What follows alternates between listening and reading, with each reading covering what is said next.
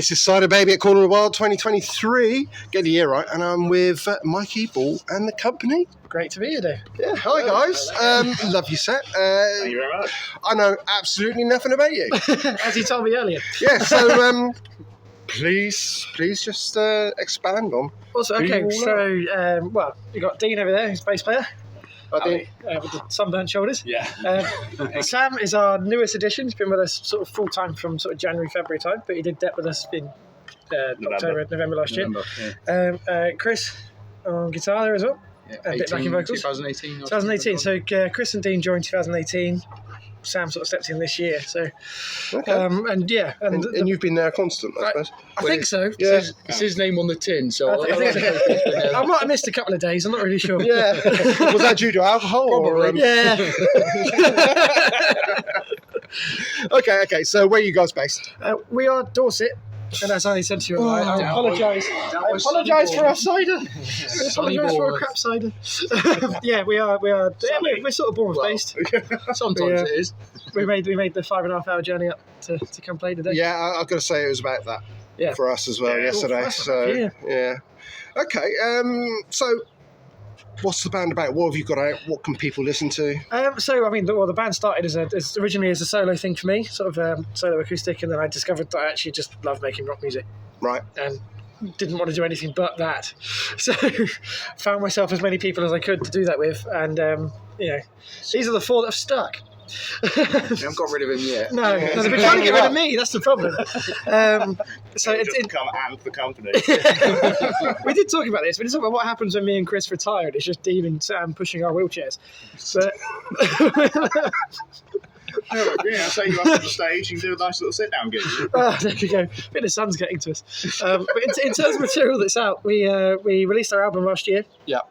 It's an album called Through the Night. It's available on all streaming platforms and Big Cartel for CDs, and then obviously physical copies of us as well. It's done pretty good, to be fair. It's done. I think better than we thought it was going to do. First single went all around the world, which we were quite surprised at, and even spent a day at number 2. Was it a day or a week? A day at number 2. Day at number 2 on a radio station in Australia. in Canberra. Wow. Yeah, I'm really glad they didn't call us in for an in-person interview. That's all your streaming royalties gone. Yeah.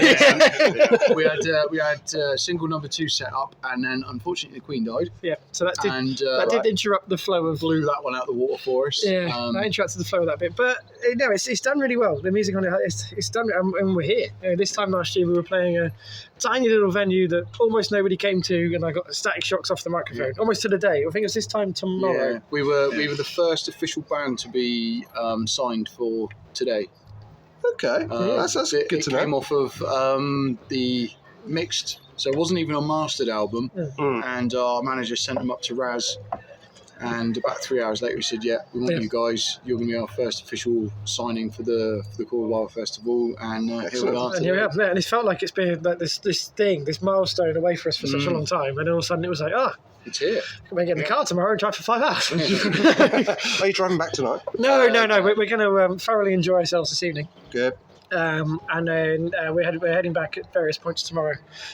Myself and Sam are going to try and catch the Hot One too, because years ago I lived with 2 of them. So, I won't ask. Yeah, and I won't tell. He really won't make me tell him those stories. I'm all ears now. I think I've got an interview booked with those guys. And there's songs that are in those. Let's just keep going. And then it's really cool with them because we got asked to do a bunch of shows at Wicked Smile last year. Right. For many reasons, we only ended up doing one, which was actually the gig that Sam dipped in and did his first show with us. But the Hot One 2 picked up the other shows that we couldn't do, and then obviously they're booked on this with us as well. And then we're both doing legs of the tour with Hearts and Hand Grenades in August. Okay. Yep. So they're doing week 1, and then we're doing week 2.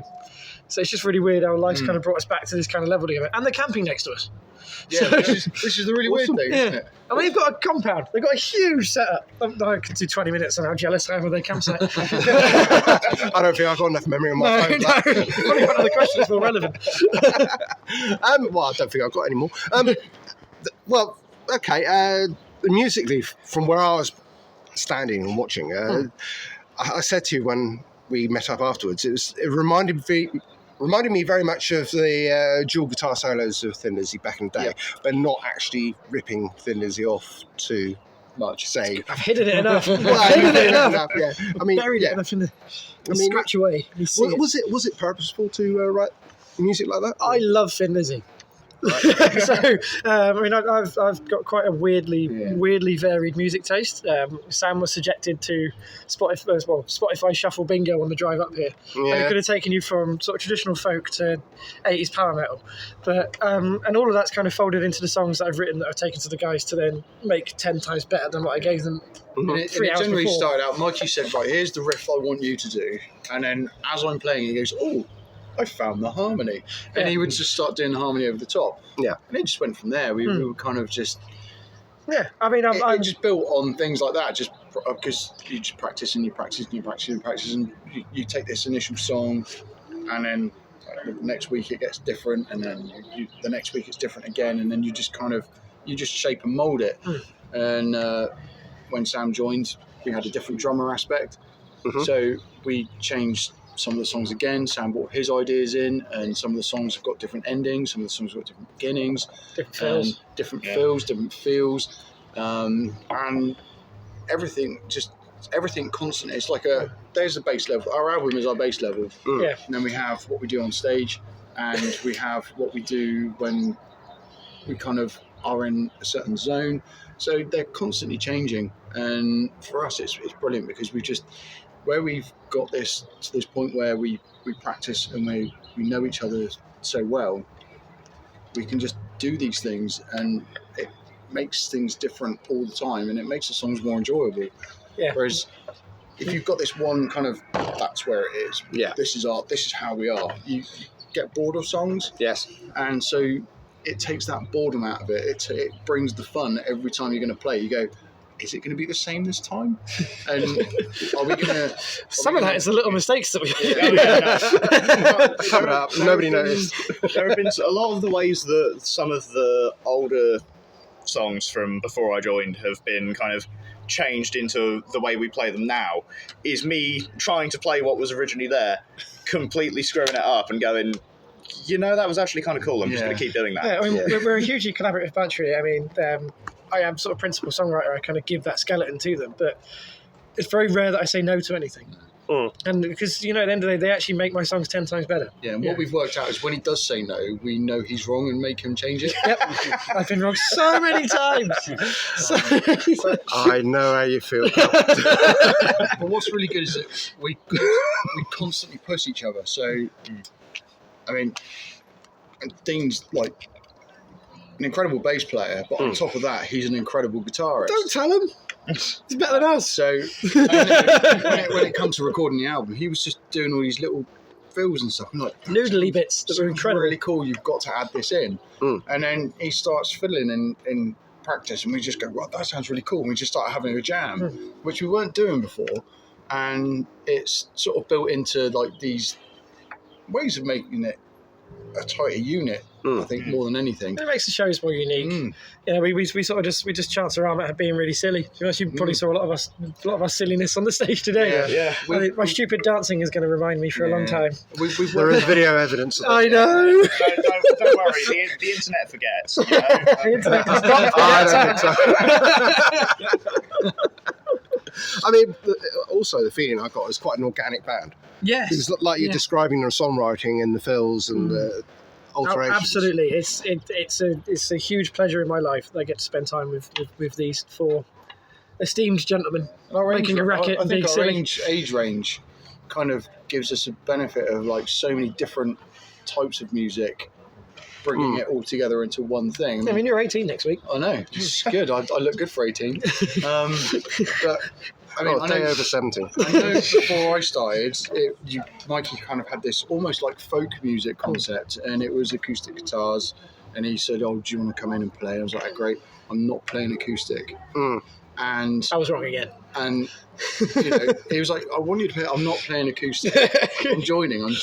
And I brought this element of, I love metal music. I love heavy music. I had to tone it back a little bit, but it brought out this kind of more filled, heavier sound. And it's kind of Mikey already had. Sort of creatively, it is kind of reaching a nice Venn diagram now. Where these guys do listen to a lot more heavy music than I do, but it does marry so nicely because it's like a little tool in the arsenal. Like let's do a heavy bit, and then let's go back and do a commercial chorus. Let's do another little heavy bit.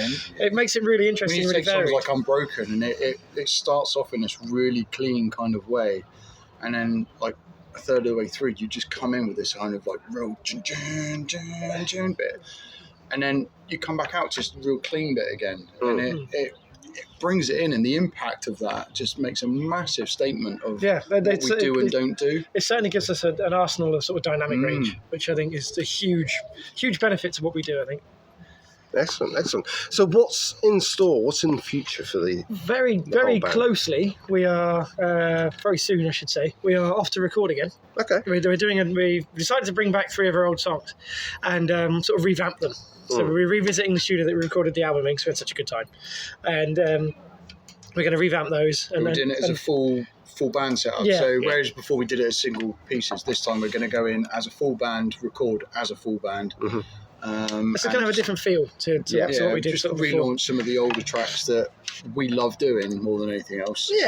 And we've brought them up so much now that I don't think we can let them go. So I need to sort of do those songs. It's been quite nice seeing how they've kind of evolved as well, because of course when I initially joined and you sent me those songs to learn them, they were those recordings, because of course the band has come such a long way in that meantime, even before I joined. It's been a case of they are so different now compared to where they were then. And then, of course, I came along as a new member of the band and made it even more different because I'm bringing my style into the whole mix. And it's like night and day. So it just made sense to go back and re-record the new versions of these songs. Yeah, in essence, they are new songs. It's just that we've known them for a long time.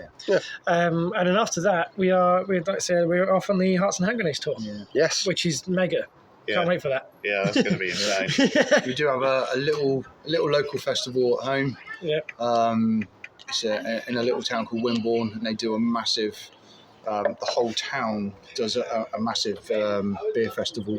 It's billed as a folk festival, but but it's got more than a folk festival now. And we're kind of part of the rock band evening part of the Sunday night. So the really good thing is that because there's like a main arena that shuts.